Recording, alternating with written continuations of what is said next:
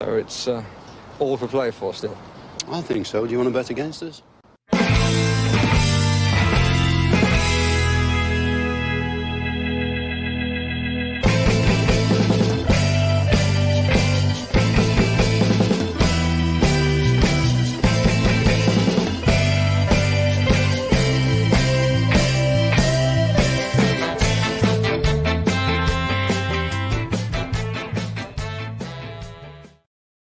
Hello, everybody, and welcome to For the Love of Paul McGrath podcast. Paddy's back, and he's going to be doing most of the talking in this podcast because, as I just reliably informed him there, it's been 4 days since I've slept more than an hour. So yes, I do look as shit as I feel as bad as I look, should I say? I feel like you know what? It's yeah, we'll leave it at that. I think. Paddy, how are you doing? Long time no speak. Well, I'm good. Every day, but long time no speak on the podcast. Yeah, all is good. Feels a bit like summer. There's no football, and I've just been sitting in the garden having an ice cream, and I'm just in for watching a game of hurling. So it definitely feels like summer. So I'm nice and relaxed, and looking forward to everything that happens now that the transfer window is about to open and the fixtures come out on Thursday. So there's a lot going on, but yeah, and looking forward to my own holidays as well. So it's nice times. Nice times indeed. Paddy, do you know what? When I started this podcast, nearly 4 years ago, I think it's nearly 4 years ago now, one of the things I never thought I'd ever see is that somebody would reference Val Doonican on our podcast. So for anybody out there, Google Val Doonican, but Supermark asked did the Val Doonican fan club meeting you up for a run. And I just what a bunch you guys are. What a bunch you guys are. I love you to bits. But it's no, the Val Doonican club didn't overrun, but what we are here to talk about, I think, today is look, it's been eventful around Villa Park. Been eventful, you know, we've had people going out, we've had people coming in, we haven't even heard your view on Tielemans, Paddy, since he's come into the club, and rumored incoming of Monchi as well into the club as well. And I don't really know where to start, so I'll let you probably take it away. I don't know, do you want to start with Tielemans or do you want to start with Purslow leaving the club? Which came first? We'll go in chronological order for once. Tielemans came in first, didn't he? Tielemans came in first, yeah. He did, yeah. Look, it's for me, it's a no-brainer. It's great to have him in. Sorry, I have to stop touching my glasses because my friends start watching the podcast and he says all I keep doing is this.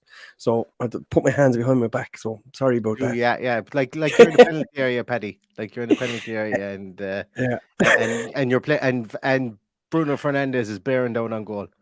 Or I pretend I'm. Do you remember we were in the Aston Inn and I was singing Liam Gallagher with my hands behind my back? 20 quid to anybody in DMs and I'll send you the photographic evidence. Oh, stop. I even had some poor woman's coat on, hadn't I? You did, yeah. I'll remember her name at some stage. Maybe you come to during the podcast. Yeah. Anyway, Youri Tielemans. I'm excited by it. I'm happy. I'm like it kind of came out of the blue. We got a little bit of a notification about an hour before that it could be happening, and then all of a sudden the Athletic David Ornstein leaks it out. The club then confirm it. So absolutely great news to get it over the line and get it over the line early. These are important. That now, bear in mind, he has gone on international duty. I presume he's on international duty. I haven't actually checked, and it wasn't on the list today from the club because he's not actually our player yet. So it wasn't their place to be saying he's on.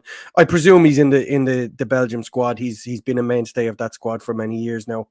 But really good player. Not without a couple of faults. Probably doesn't have the engine that a lot of our players have. But I would say he's a guy who's really looking forward to seeing what Emery can do with his career, bearing in mind that he's already 10 years into, even though he's only 26, he's 10 years into his professional career. Having made his debut for Anderlecht at 16. So, look, really good player. He hasn't had the best of seasons this year. And the one thing I always liked about him was he was never injured, and then he picked up an injury this year. I think it was against Arsenal. He landed awkwardly on the ankle, and you could see towards the back end of the season that he wasn't quite running on full tilt. So maybe he's not in that squad. You can Google that while I'm talking. I'm trying to find it. That's what I'm doing.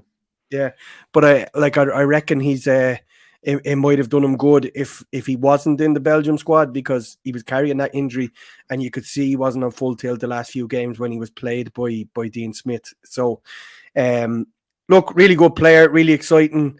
Has a lot in his locker. As I said, he's probably not as quick or as lively across the pitch as most of the guys that we're used to. I'm talking about McGinn. I'm talking about Douglas Luiz. I'm talking about Jacob Ramsey. But absolutely vital that we get players like this in. If we're going to get into the group stages, we are going to need to rotate those positions. We are going to need to see players come in and do different jobs. So yes, total 100% thumbs up for me. I'm absolutely delighted with it, and I think he will be a brilliant signing, as was Boubacar Kamara. So great to get him in early. I hope we get a few more in early, because I'd like to see a full pre-season from everybody this year, as many as we can possibly get in that time, and I'm sure there will be more to come. Yeah, I'm. It's an interesting one, because like I don't subscribe to the lack of engine piece. I don't look. I suppose we are spoiled for people with that engine. I'm doing air quotes, because I don't even think you define John McGinn as having an engine. What's above an engine for what John McGinn has? Because I think we're spoiled, and that sometimes you look at like last year specifically, John McGinn was he's being criticised for maybe being too how would I put it, too sprightly around the field, getting around the field too much. I think like your Tielemans is I said it when I did my piece on him. He's plenty fast enough to play in the Premier League. Like, he's played in the Premier League for what, 5 years now? Plenty fast enough to play in the league. He can get around. He's high press is amazing. Like, what he's very good at at pressing high and getting around the field. But he's just not lightning quick. That's the difference in it. So I think the injury is a big piece that you brought up there. I actually neglected to mention that. I completely forgot all about it.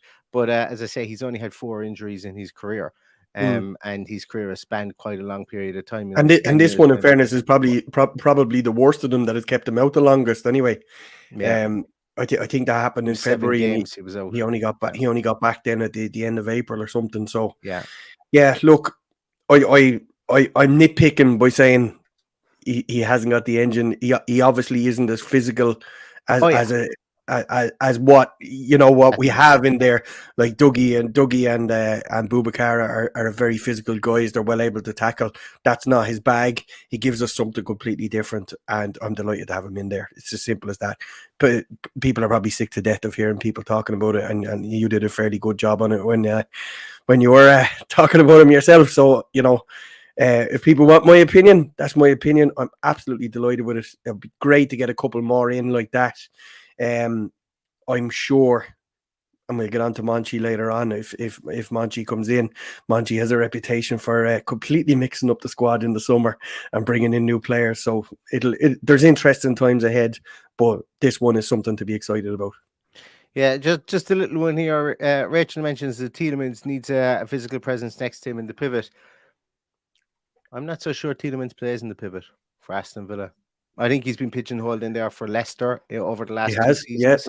And, how do you negate a lack? And look, he's not fast, as I say. He's not slow. But if you want to get a creative player, somebody who's good at the short and intermediate passing like he is, how do you unlock that a small bit more? You probably put him up the field. I'm not saying you put him into the 10 position, but I'm just not sure he plays in that pivot.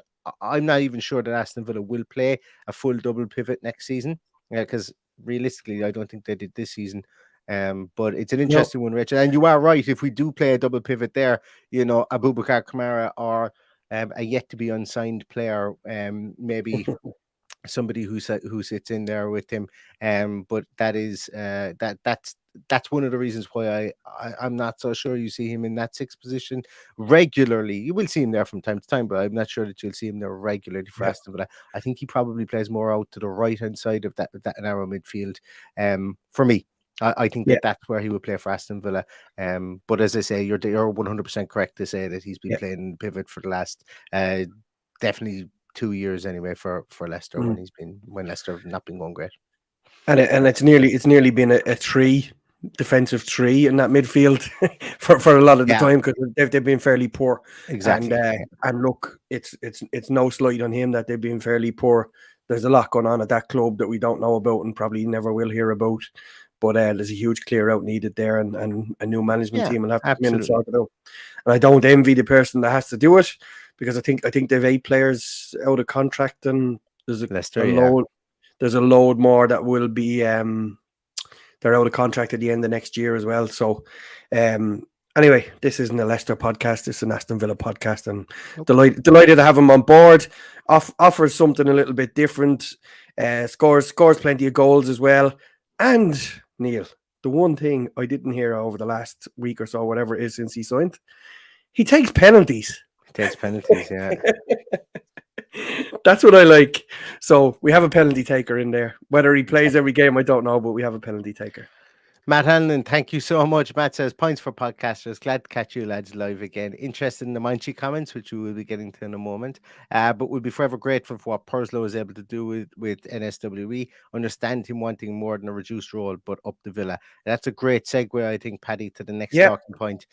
Is Christan Purlsow has stepped down as a CEO of Aston Villa? Take it away, Paddy. What are your thoughts on it? I said a bit last night that I might actually chop up into a YouTube short or into a piece on its own if you guys have missed it. But I went off on a rant about Purslow, but I'd love to hear your thoughts on it. Well, my thoughts on it is this is not something that has just happened at the weekend. Like we've been discussing I forgot his name already. Almani, is it? Yeah, Alman. Yeah, whatever. Alemania, or whatever way you pronounce it. So what? How long is that going back? About 6-8 weeks? It was about 4 weeks ago only. Right. Okay. Well, with all of that, and then we've got Mr. Book coming in from Beck coming in. Heck, H-E-C-K. John Heck, is that his name? Chris Heck. See, I'm the one who's not getting any sleep, Paddy. I'm the one I've been asleep for the last 2 weeks. That's what's wrong. Yeah. So Chris Heck, that's done a long time. They've been talking about Aleman coming in. That obviously fell through. So it's quite obvious that this was in the pipeline for some time. I did hear such a long time ago that if it wasn't for COVID, that we probably wouldn't have had the 5 years out of Christan Purlsow. So it is, it's not unexpected for me. I certainly won't lose any sleep about it, and I think we'll be in an okay place come the start of next season. There's some really good business people coming in, so I fully expect Monchi to be done and dusted in the next few days, and it will just revert to type, albeit that there will be a more focused job for those two guys as opposed to what Christan Purlsow has done. Now, with regards to Christan Purlsow himself, I'm not saying that I'm happy he's gone. I obviously have a lot of respect for him and everything he's done in the game, in his time at Liverpool, his time at Chelsea. Didn't always rub everybody up the right way, and that's okay. Where he will be lost, and a lot of people haven't mentioned this, is at the boardroom table in the Premier League. He is one of the most vocal people in there. So you take out the greedy 6 and add Newcastle into that, so the greedy 7 or whatever you want to call it, and the most vocal person in the room is Christan Purlsow. So we'll miss that. We'll absolutely miss that. And who knows? Maybe Heck will do the same thing. So we will have to reserve judgment until that happens, and until somebody tells us that that's what's going on in the boardroom of the Premier League. But look, he did a really good job. He has steadied the ship, both financially and eventually on the pitch when we secured the Premier League status under Dean Smith. I try not to dwell on the fact that he hired Steven Gerrard. That's absolutely fine. It was a mistake. I'm sure he would totally say himself it was a mistake. We've moved on from that, and look at where we are now. An absolutely incredible appointment. Everything is in a much better place. I don't believe he's been pushed aside or stepped down. I don't believe he was offered another position, a lower position. I believe it was his choice to go, and he goes with all our blessing. Well, not all our blessing, because I know he has rubbed people up the wrong way, and that's fine. If that's your opinion, that's fine. But for me, if I met him in the street, I'd shake his hand and say thank you. Yeah, the big piece that I harped on about last night as well was that, and we actually haven't spoken about this at all, even in text message form, since the news broke yesterday. So I was genuinely interested in what you had to say there. And you obviously haven't listened to the podcast from last night, Paddy, because I was the one who brought up that he was the person who was banging the table in the Premier League meetings, and he was very vocal, and he went in there to be a thorn in people's side if he needed to be, and fight the corner of Aston Villa Football Club. And I think that's he knew what he was stepping into within those Premier League meetings. And maybe he didn't always vote the right way, maybe he didn't always make the right decisions in there, but he made sure that when he went in there that he wasn't going to sit there and look at his navel for the whole meeting. He was going to get stuff off his chest if he needed to, and that is, having a delegate like that is it's important. I think it's important when you're trying to make your way within the league, I suppose, reestablish yourself within the league. I think that is important. And like you, Paddy, I subscribe to the notion that only for COVID he probably would move on quicker, and probably by his own volition. I was complimentary enough about him last night. I thought that he would I thought he would have left by his own volition around the time Grealish went, but then COVID hit, and he was asked. I'd say he was asked that. He probably saw it himself that stability was the key from in that instance. And then when I think there was a carrot dangled in front of him too of the redevelopment and overseeing the there was a lot going on with negotiations with the local council and the rail network and all that kind of thing. So he probably came into his own with that as well. So for that as well, I absolutely thank him for that. And they're just in a position now to push the button when hopefully UK and Ireland are awarded the European Championships, and that will be done for 2028. Yeah. So he's here for 5 years. They always said it was a 5-year plan. He saw out the 5-year plan, and he got us, not him directly, but with his helper in Europe, no doubt with his negotiation skills and stuff that he done. I'm sure he was a big part in bringing Boubacar Kamara to the club as well, along with Steven Gerrard, in fairness. So yeah, he's gone. He's gone with my blessing. And as I said, if he passed me in the street any day, I'll put out my hand and shake it 100%.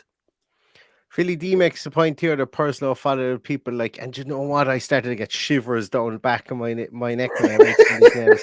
So Paul Faulkner, if I'm not mistaken, Tom Fox, General Krulak, and Keith Wyness. So Purslow, when you put him up against those guys, he definitely gets the handshake as he's leaving the door, whereas the rest of them would have got to kick up the arse. Paul Faulkner was a lovely man. A lovely man. He was good. An absolute gentleman. Paddy, am I losing it? Or was the former head of the Bank of England, Mervyn King, part of our board at one time? He was. Yeah. He was. I must go back and revisit that because that was just something that just bumped into the back of my mind. If I remember, we had this kind of makeshift board of celebrity business people that were Villa fans there for a while. It was for a short period of time, wasn't it? I think it was just before. Was it what Wyness was trying to get rid of? Was with the club and.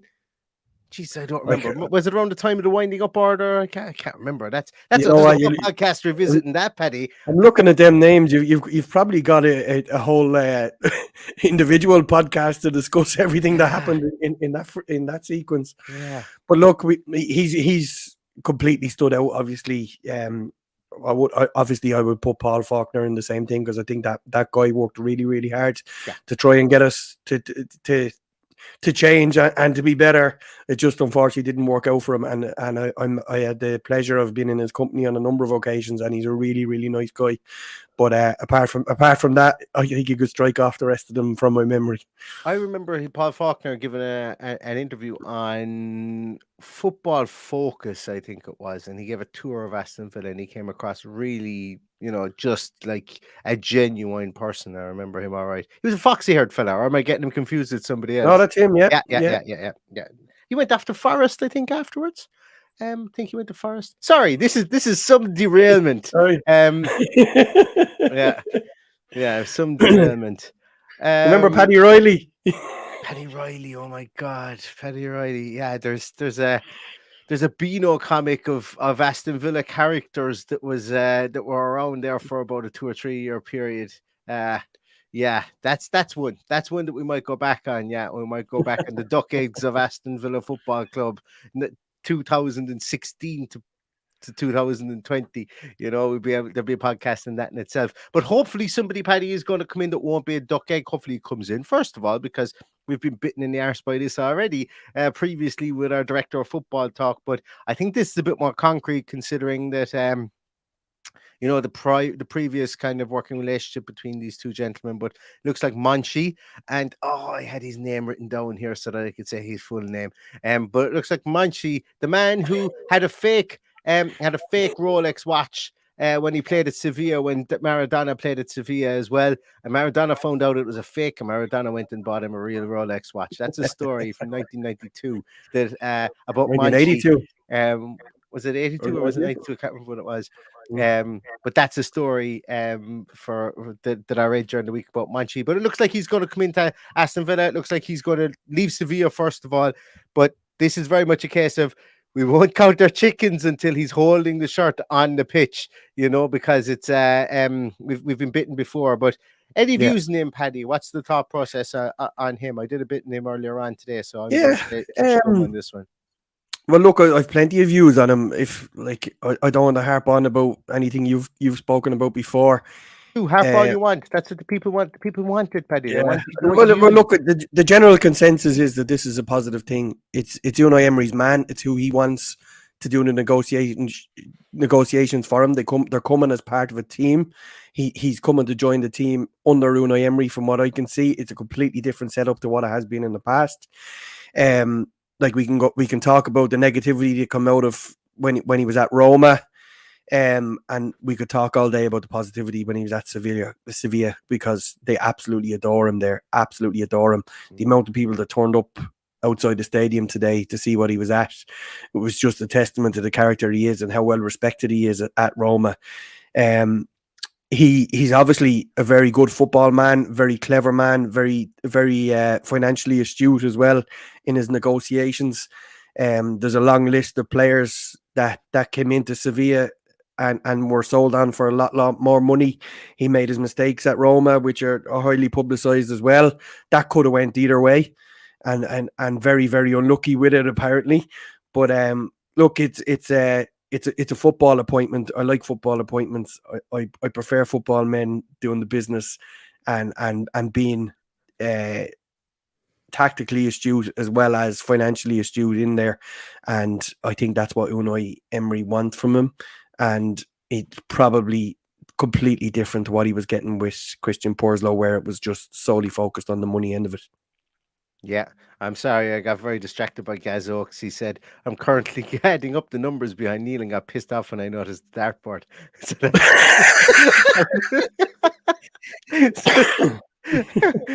They get me laughing. But yeah, I echo an awful lot what you said there. Look, I've spoken about working relationships, specifically when you're going to be spending. These two guys will spend a lot of time together. They've spent a lot of time together previously. They've had good success.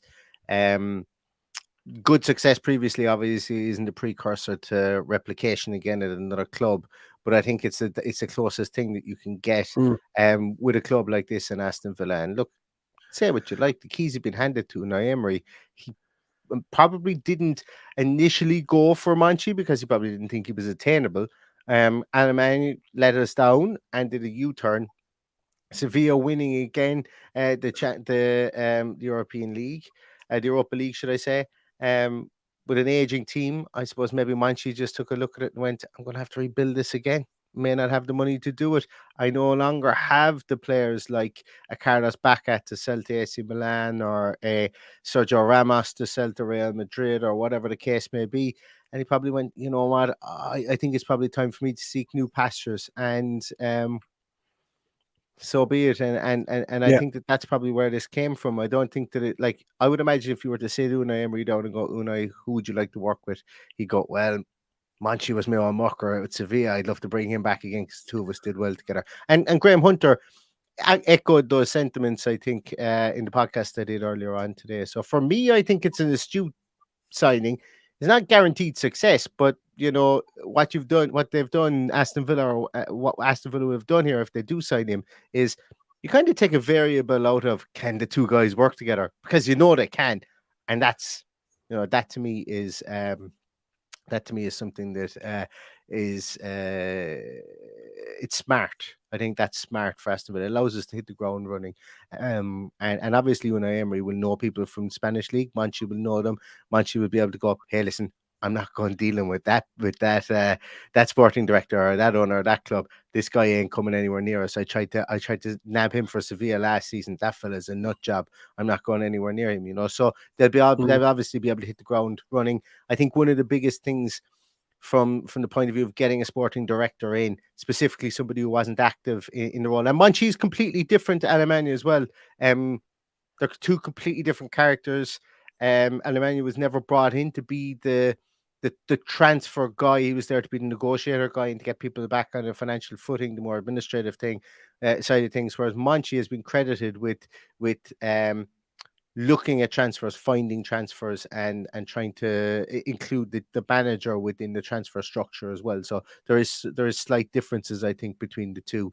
Well, there's massive differences considering one is a football guy and the other one is a lawyer and a financial expert. So there's two huge differences from how they see the game and where they're coming at it from there as well. So I would be excited, and I think everybody should, because he is a pretty coveted, well, not pretty, he's a very much so coveted sporting director.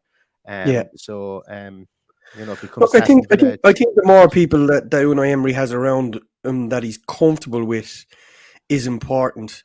You know, I had a conversation with a guy today about what's happening at Celtic, and we, like, anyone who watches any Scottish football will know that Celtic have absolutely tore it up for the last 2 years under a manager that has brought in all his players.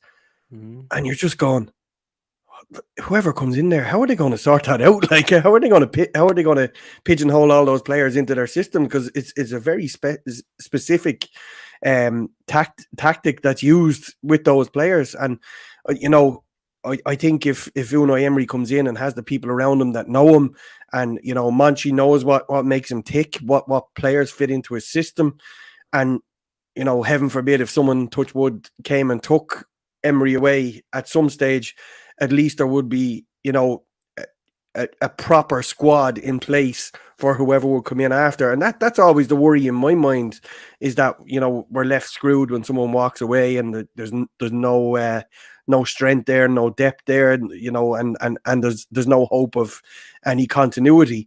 So I think Monchi coming in would lead to an even longer term plan, because you're upsetting so many people when that all ends. And you know, I like the way he's kept certain people around.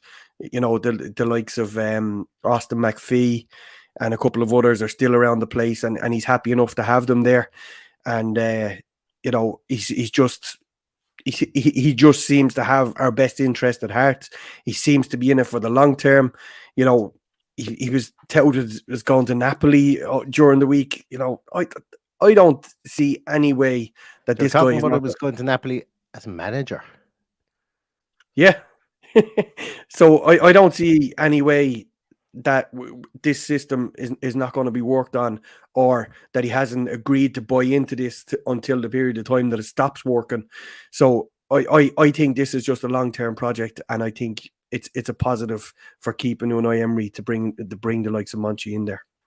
I think so too. A couple of comments here as well. Michael Hogan says, I think he sold Olsen to Villa. He bought Olsen as a replacement for Allison. So that's definitely a blot in his copybook at the time. But we bought Olsen from Everton, if I'm not, or full Everton, yeah. Oh, Everton. Jesus, I Everton or flipping Sheffield lost count. United or Everton or Fulham. I think who was Conor Howard in that after he left Villa? I think it was or he was on Sheffield, loan at Sheffield United. So I yeah. think it was from Sheffield United we got him. But he did initially buy Olsen. David Rubin says, I always thought that Smith and Gerrard were asking for players, but Lange never got him in. Una wants someone who knows we get it done. I'm going to talk about Lange again in a moment because there is another question down here in a minute, and we can get the two of those in. Gerrard got the people he wanted. I think that's fair to say with Coutinho, with whoever. Oh, actually, I meant to say as well, Monchi has to apologize to all the fans because he loaned us Ludwig Augustinsson. Maybe that's what you guys are thinking about, not Olsen. He loaned us Augustinsson. That's where it came from. But getting back to this one, Smith and Gerrard. I think in the main Gerrard got who he wanted. Specifically, I think with Coutinho, and I would imagine that he wanted an out-and-out winger in Leon Bailey. Well, actually, he didn't sign Bailey. Sure, he didn't. That was signed under Dean Smith. But yeah, that one's actually interesting. I'd like to go back and see maybe. But I always got the feeling that Gerrard got who he wanted from Lange. But I'm open to correction on that. And Gary Howlett says, silly question, I know, but is it wise to give so many decisions to Emery and all of his staff? What happens if he goes for whatever reason? Lange is the answer there. This is why whenever somebody like Monchi comes in, or whenever we're linked to them, the first mind always goes to, oh, that's the end of Johan Lange. Rob McKenzie, all these guys that are Adam Hamill, who was linked with Mark Harrison. All these guys, they're the mainstays. It's almost like they're on a separate track of contract, I would imagine, to what goes on in the immediate touching of the team support staff, if that makes sense. The director of football, the manager, and stuff like that. So if Emery does go, we have a stream of people that are working away in the background, and I think that Johan Lange has developed that scouting system and so on. Chris Heck now coming in, looking after the overall financial side of things. I think there probably will be one or two more appointments in the boardroom. Nothing to go on. I haven't heard anything like that, but there will be a couple of appointments in the boardroom that may just solidify the structure of the club. But I think that's why, when people come in, I always think, they're coming in to work like beside Johan Lange, beside the Rob McKenzies, beside the Adam Hammers, the Mark Harrison's, all those as well. So Neil, I'm intrigued by this. Gaz Oak says, I just googled Olsen and didn't realize he was a twin. I wonder, did we get the twin brother, or did Roma get the twin brother? Is that what happened? Is it a twin brother, or does he have a twin sister? Oh, okay. I never considered that. Googling to see, is it a twin brother or a twin sister? Robin Olsen, twin. I've got Mary Kate and Ashley Olsen. If that's what you're wondering about, I think that's what it was, guys. Was it? I think you were making the Mary Kate and Ashley joke, was it? Oh man, you got us anyway. If you did.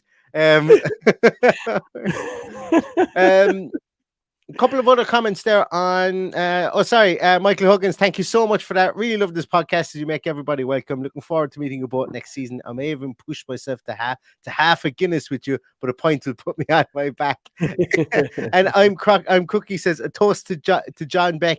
That's our new financial controller, as Paddy said, John Beck. A pint of Becks for John Beck. And Jeff Beck and Chris Heck and all the rest of them. See, I had my tools down, Neil. I had my microphone on the floor. I wasn't prepared for this. I got everyone's bloody name wrong. Exactly.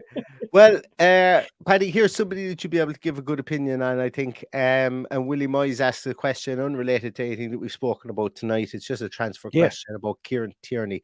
Yes. Talk to us about Kieran Tierney, Paddy, on his day and when he's not in the flat of his back in the injury room, a supremely talented, marauding left back. That's the problem. It's been on the treatment table too often. So don't get me wrong, I have a number 63 Celtic shirt upstairs with Kieran Tierney on the back of it. I absolutely adore the guy. He was absolutely incredible, and incredible on his day for Arsenal as well.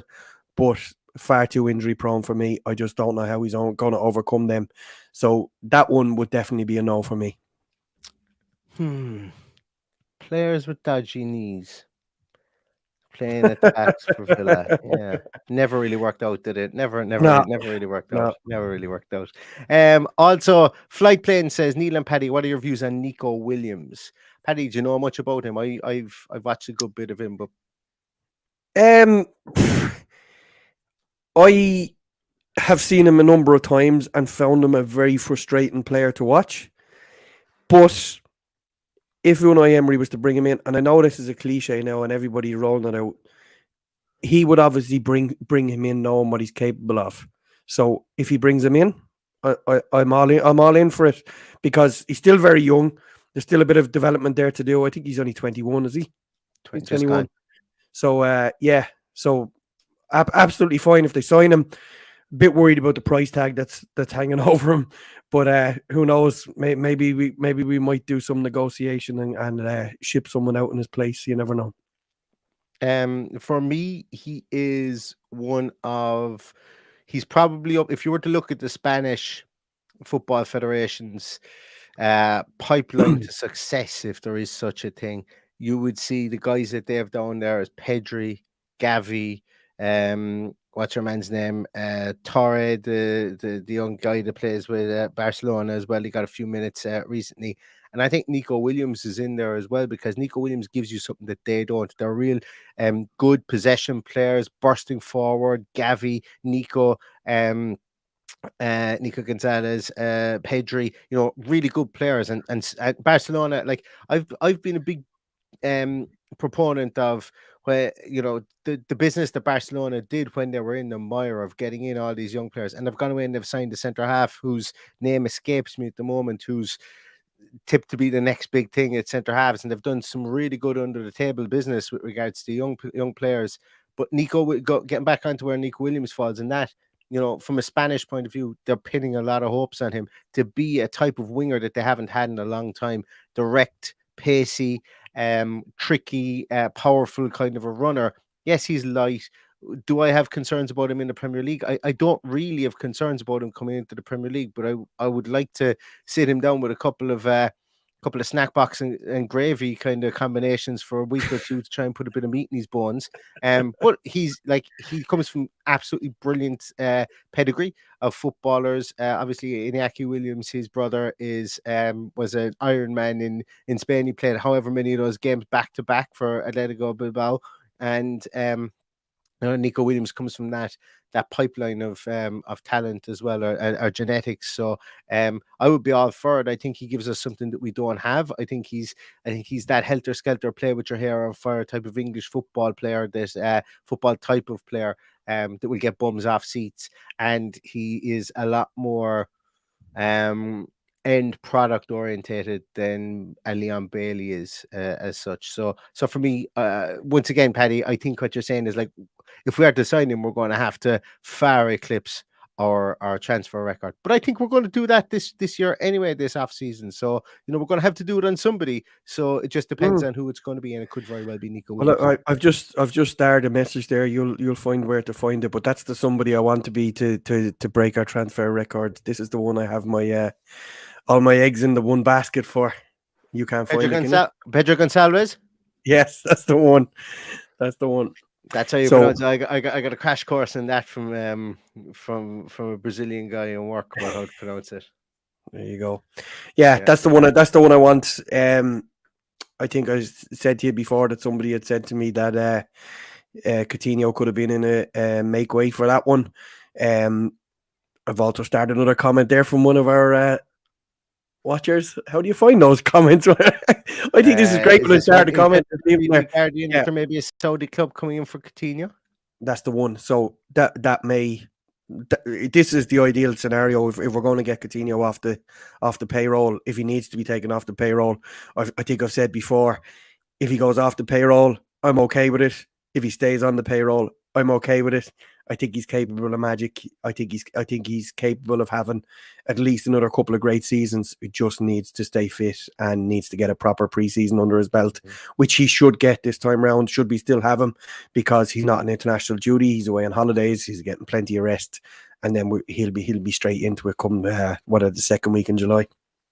I'm going to go back to Gonçalves for a moment, and this guy would be like if somehow at the end of this transfer window we had a Nico Williams playing on the wing, able to stretch play, able to be that out ball, because like the pace that Nico Williams has, like if he's got if the fullback has 4 or 5 yards in him, and you get a ball into Douglas Luiz into the middle of midfield, and he plays a raking ball up over that fullback's head, that fullback's in trouble. Nico Williams is that fast. He is lightning. He's grease lightning down there. And, you know, we don't have that pace aspect outside of an Alex Moreno.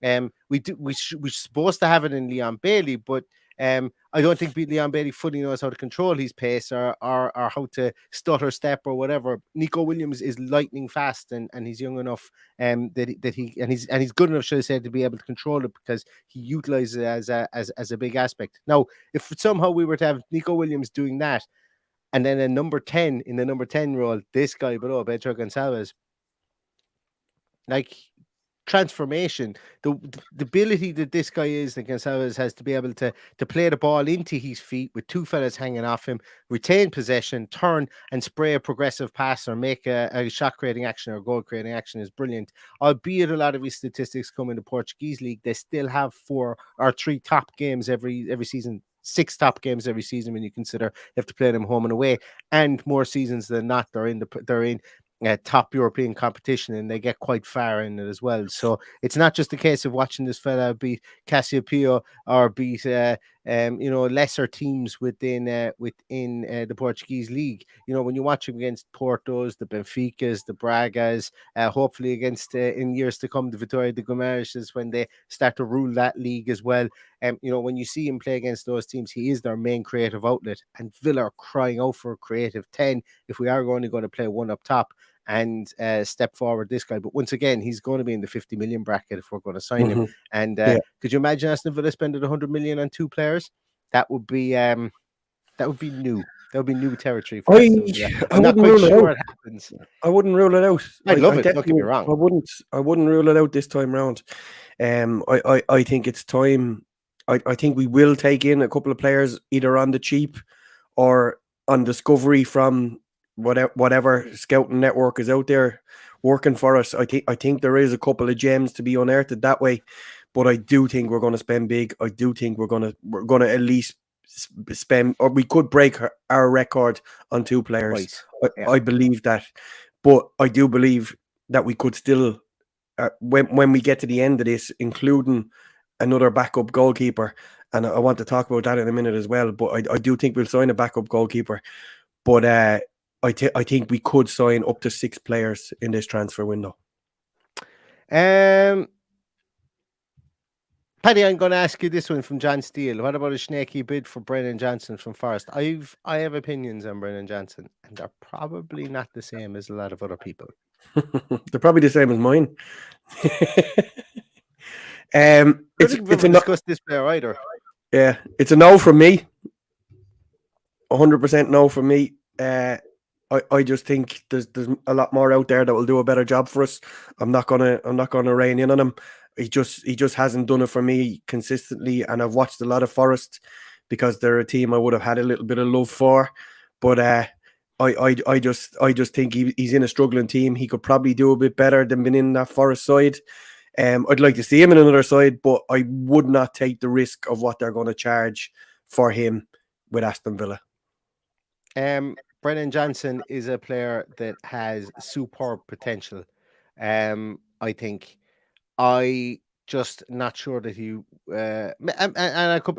I'm not sure he's going to realize it at Forest. Statistically, last season, I know he played up top for a good bit, but statistically, when he played as an attacking midfielder, he was statistically one of the worst players in the league last season. Statistic wise, himself and Brendan Aronson were statistically 2 of the worst. I think they were the 2 worst midfield players in the attacking midfield sense. in the league last season. That's not to say he's a bad player. For me, I think that, like you said, Paddy, my opinion on it is he's got super potential. I'm not sure who gets that, who gets him to reach his potential, or whether his potential goes much further than where it is within, unless he finds a squad whereby, like if you were to drop him into an Arsenal squad, I think he will excel in there. If you were to put him, put him in that role, I'm not quite sure he excels within this Aston Villa team, because I think that a lot of work will be put in his shoulders, and maybe he is able for it. I probably haven't seen enough on him, but for you, like you said, Paddy, there, the money they're going to be looking for Brennan Johnson could be close to the 40 million mark or 30 million mark.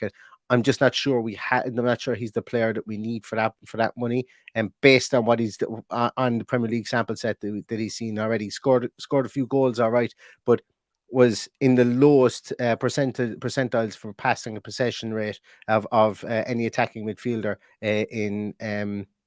was in the low percentiles throughout the whole of Europe's top 5 leagues. He wasn't the worst in the top 5 leagues, that's what I'm saying, but he was in the very low percentiles. I think he was in the bottom percentile, looking at an FB ref for stuff like that. So that's what I'm looking for, to see if my eyes kind of deceive me or not. And he gives away possession, so if we don't like the players we have giving away possession and he does it more, well then I'm not quite sure that coming into this setup with Unai Emery, where he dictates a lot of possession and a lot of progressive play, the Brennan Johnson would be the player for me. Now look, the egg on my face, if there is egg on my face at any stage, I'll wipe it off and stick it back in my mouth. I have no problem being wrong, but I just don't think at this point in time that Brennan Johnson is worth the money, I don't think that for that money we have the time to wait for him to reach his potential. Yeah, I think we both agree on that one, so do we? I didn't think we would. I genuinely didn't think we would. And we've made it, Neil, because there's Man U fans here trying to sell us Harry Maguire. I know. I saw that. It's over for Aston Villa because the Qatar family and Mbappe are going to Man United. More power to United if that is the case. More power to you, for sure. Last we're going to finish in this one because this was only supposed to be a Purslow and Monchi podcast, but I'm enjoying this. Actually, someone asked, so Johnny Five Fit says, Neil, think you guys should do a football daily style video assessing the current squad and gaps, and 2, assessing the ranking and ranking the serious targets being linked. It's crossed our mind, but I wouldn't rule it out, but we're almost doing a daily podcast as it is. I'm popping on here. Well, I haven't been recently, but more often than not, I try and get five podcasts out a week anyway. But if there is anything that breaks, we will certainly discuss it here. But last question for us, Paddy, is from Richard Edwards, and he says, do you think that Paddys and PBD, Jaden Paddys, I presume that's and Archer get any minutes? Yes, I do. I think both of them will stick around in the preseason.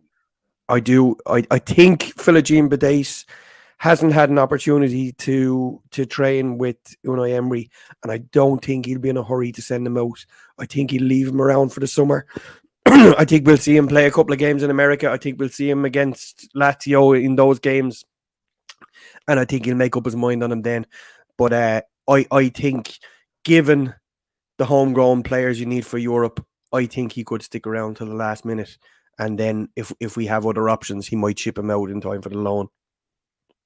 I think JBP could be somebody that could be sold this because I think, if I'm not mistaken, and unless they've signed a new contract, I think his contract is up next season. I'm open to interpretation and that, open to correction, should I say. I think his contract is up. Selling one player for like 2-3 million. I think you get 3 million. I think you get 4 million for Paddys at the moment. He had a really good season at Cardiff last year. Cardiff won't be buying him because I think they're a bit strapped at the moment. Yeah. But I think if you sell a player like that for 3-4 million, 100% profit goes back into the academy. That runs the academy for the year and some. Probably runs it for about 2 years, to be honest with you.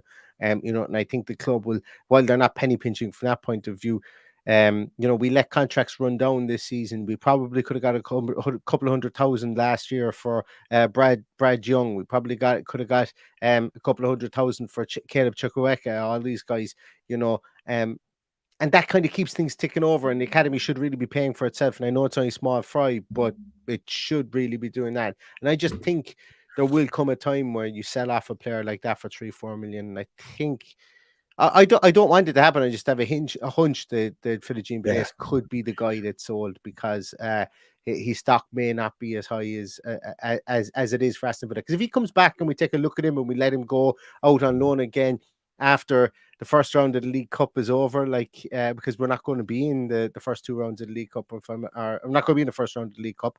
So if we let him go after that's over without him playing in that, that's a month and a half gone, or it's 6 weeks gone in the league already, So I just don't know. I don't know. I wouldn't be surprised if he was one of the people that was sold this Do you season. know what we'll do, Neil? When we've more time, we'll do a show where we go through everybody, and we'll do a should I stay or should I go? Do you know what we've been talking about doing a season review? Like we're 3 weeks out since the season finished last season. Does anyone really want a season review? I don't know if you guys want the season review. Let us know in the comments, and we'll do that. But I would like to go through the should I stay or should I go pod for all the players. We'll go down through every single squad number, and we'll do it. And we'll spend 4 days at it if we need to.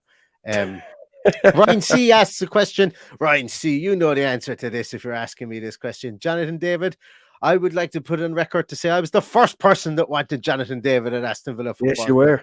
I think it was about 2 years ago. I did a piece on him about being a perfect striker for Aston Villa. So yes, I would adore Jonathan David coming in. And if we had David Gonçalves and Nico Williams, there would be quite a lot of podcasts done over the course of next season with no pants on, because it would be it'd be too hot. Like there'd be too much brilliant stuff going on in the field. Wouldn't have time to put on my pants. That's the way things would be. A couple of people have asked this question about the new kit. We won't see the new kit until America, as far as I know. So don't expect to be buying it for your holidays unless you're going on holidays after the American trip. I would imagine it'll be released just before the American trip, but we'll wear it in America, but we may not be able to get it until it comes out, until we go back. Cool, excellent. Listen, I gotta go and pretend like I'm going to get some sleep. It's good for the soul and good for the mind. I'm also asleep.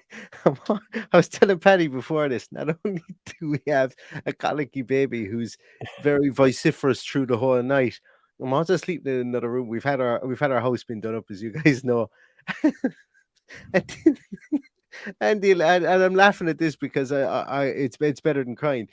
The electrician wired up a light, and we can't turn the fucking light off in the bedroom that I'm sleeping in. And short of tripping the main switch for the house, I can't turn the light off. And I'm not sleeping in the same room because the baby's screaming at night. So I'm so and I can't even screw out the bulb because it's not a screw out bulb. It's an LED panel on the ceiling. So I'm literally there. It's like some sort of torture. That's getting fixed tomorrow, and I might be able to get some sleep after that. But you guys don't need to know the trials and travails of my my slumber habits. But it's an eye mask. Everything Villa says, I considered it. I went down to the pharmacy today, and I was going to ask, and I chickened out. Ask for an eye mask, and I chickened out because I didn't know what kind of looks they give me. But I'm just gonna have to suck it up and put a black bag over the light. You need to go into Mr. Price in the morning and buy yourself an eye mask. At this time of year, everyone should have one. So the room is lighting up at 5 o'clock in the morning. You have to have an eye mask. Well, look, there's a bit of free advice from Paddy. Anyway, get your eye masks. I might get Aston Villa eye masks. We'll see. We'll see. Actually, I saw Rick Leong, all those guys over in the North American Lions clubs. Remember, they did something for ESPN, was it? Where they were getting up really early for a game, and they all had Aston Villa eye masks. Yeah, they did. See if I can get one of those. He might send it to you. No, Spicy Pricey wants to know what Mr. Price is. Google it. It's a discount store here in Ireland. Discount store here in Ireland and in Australia, I think it is. Yeah, but we're really in the weeds if we were explaining. We might do a full podcast on Mr. Price as well. Do you know? Well, if they want to sponsor the podcast, they're more than welcome. Exactly. Yeah, absolutely. Right, we got to go. We're talking absolute chocolate here for the last 5 minutes. So we're going to see you, everybody. We'll see you again. I'll probably come back on tomorrow Go talk about a couple of central midfielders that I like. I don't think we're finished with central midfield position, so I'm going to talk about a couple of central midfielders in a scouting series. If that is something that you like, click on the subscribe button, and we'll see you tomorrow. In the meantime, have a great night and stay safe, stay healthy, and all that's left to say is up the Villa. Up the Villa.